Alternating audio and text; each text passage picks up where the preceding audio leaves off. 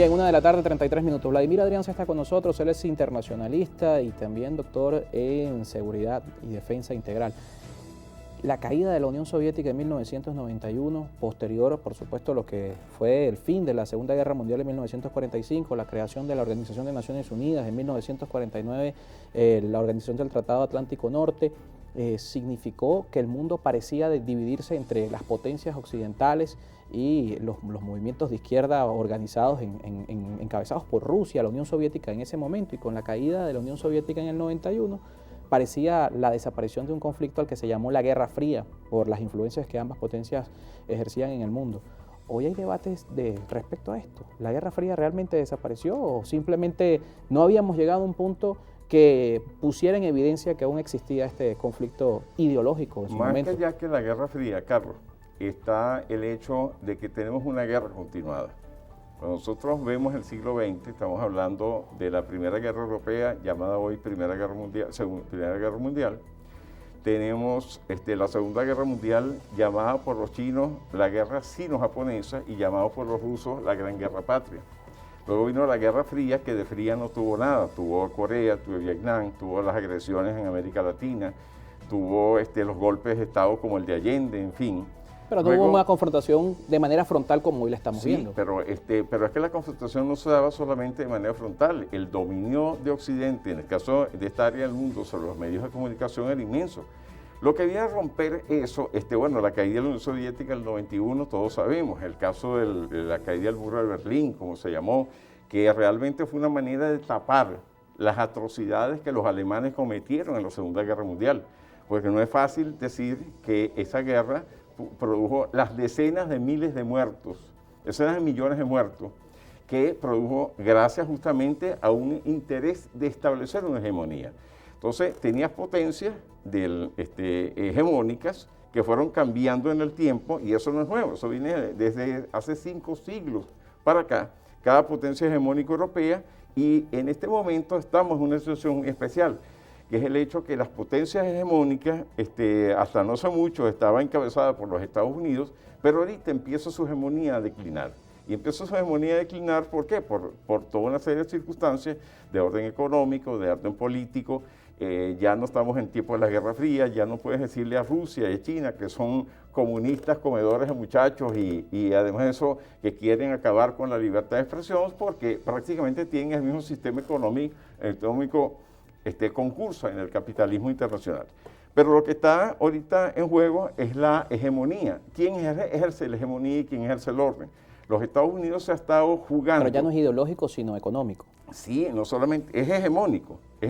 O sea, para los Estados Unidos, como lo dice la doctrina Wolfowitz, no puede, como lo dijo Paul Wolfowitz en 1992, él dijo que Estados Unidos no podía permitir que una vez que había caído la Unión Soviética, se desarrollara una nación en el territorio de la Unión Soviética o en cualquier otra parte del mundo que retara el liderazgo de los Estados Unidos. Cuando tú ves la doctrina Wolfowitz y ves a lo largo del tiempo que las administraciones de Clinton, de Bush, de Obama y de Trump y ahora Biden ejecutan el mismo guión, porque así lo han hecho. Cada país del mundo que ha intentado desarrollarse o establecer algún mecanismo de orden diferente, sobre todo desde el punto de vista capitalista, desde el punto de vista del capitalismo internacional, ellos han intentado frenarlo. Y lo que está sucediendo ahorita es eso, que esta vez se le escaparon dos gaticos en las aulas que se convirtieron en leones. Y esos leones están reclamando su espacio. Nosotros estamos pasando de un mundo unipolar hegemónico, liderizados principalmente por los Estados Unidos, coadyuvados por Europa y Japón, porque hay que verlo así, a un mundo multipolar. Y eso justamente tiene sus repercusiones en el arco económico y tiene sus repercusiones en todos los aspectos de la vida del planeta. Y en ese mundo, ¿cómo se visualiza el futuro de la Organización de Naciones Unidas y de la OTAN, que como mencionamos en 1945 con la rendición de la Alemania nazi, y en 1949 con la creación de la OTAN, se establecen estos organismos para que el mundo no llegue a un conflicto como el que estamos viendo el día de hoy y que hoy pareciera un escenario de debate más que un escenario de resolución? Así lo dicen algunos analistas respecto a la posición de estos organismos. Yo comparto esa preocupación, porque la Organización de Naciones Unidas ha demostrado en diferentes ocasiones su incapacidad para parar las guerras del mundo. Por ejemplo, las guerras del Golfo, para no ir muy atrás, el bombardeo a Yugoslavia. ¿Cómo un país que no atacó a nadie recibió un bombardeo sin misericordia en el que murieron tanta gente que no disparó ni siquiera un tiro? Entonces, ya desde principios de los años 2000 se está planteando una reforma del sistema de Naciones Unidas, pero una reforma a fondo. Y el Consejo de Seguridad ha demostrado en estos días que para nada sirve. O sea, eso no ha ayudado realmente a contener y a buscar los acercamientos. Todo lo contrario, las potencias sobre todo los Estados Unidos, ha avasallado justamente a ese organismo y sin dejar de decir que otros también metieron su cuchara en eso. Pero hay que entender que ese avasallamiento anula la organización y además de que buena parte de esa burocracia es una burocracia pagada que está más bien cuidando su puesto y no cuidando el mundo a la hora de la verdad.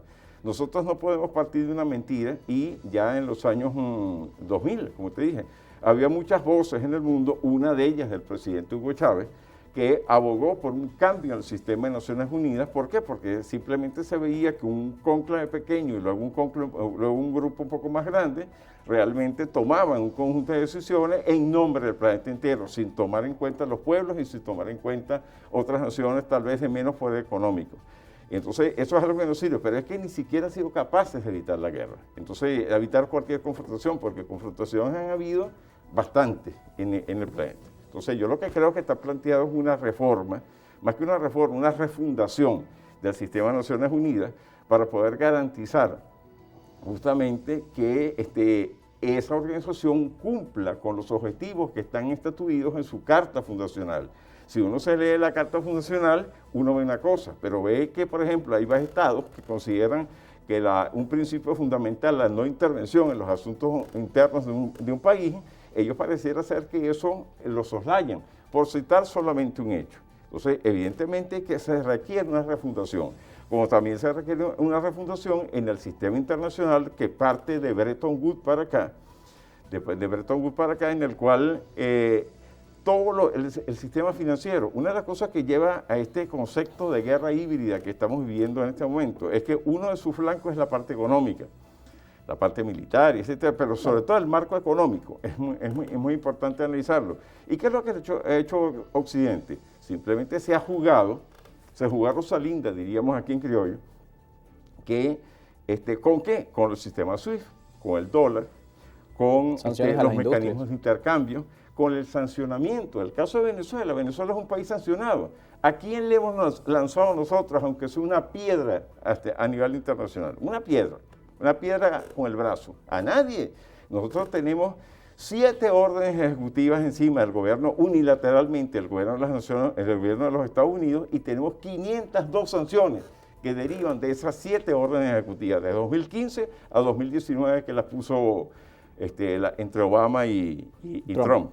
Evidentemente, eso es algo inaceptable y que no haya. Y otra cosa, no solamente, ahorita se ha reflejado mucho el conflicto en Ucrania, pero cuando tú ves que Yemen, lo que pasa en Yemen, lo que ha pasado en Palestina, que es impresionante la forma como Israel ha ido soslayando los acuerdos de los años 60, justamente y matando a mansalva a un poco de gente. Es raro el día que no muere un palestino.